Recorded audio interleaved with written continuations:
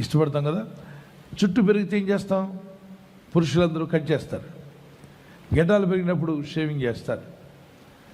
గోరు పెరిగితే కట్ చేస్తున్నాం. మరి ఇవన్నీ తెలిసినప్పుడు దేవుని వాక్యానికి విరుద్ధంగా ఏదైనా పెరుగుతుందా నీలో? కోపమా, ద్వేషమా, కామమా, అసూయ, వ్యర్థమైన మత్సరమా? ఏదో ఒకటి పెరుగుతూ ఉంటుంది. కలుపు పెరిగినప్పుడు ఏం చేస్తాం? మొక్కల మధ్యలో మంచి మొక్క వేసాం. ఆ మొక్క చుట్టూ కలుపు పెరిగినప్పుడు ఉండనీళ్ళే పర్వాలేదంటే మీ మంచి మొక్కకు ముసలం వస్తుంది.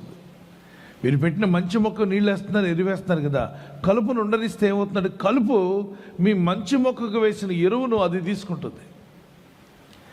పర్లేదు ఏమైందిలే అని వదిలేస్తే రోజు రోజు మీరు నిద్రపోయి లేస్తూ ఉంటారు. కానీ మీ మంచి మొక్క బలహీనపడి చెడ్డ మొక్క బలం పొందుకొని మీ మంచి మొక్కకు మించి చెడ్డ మొక్క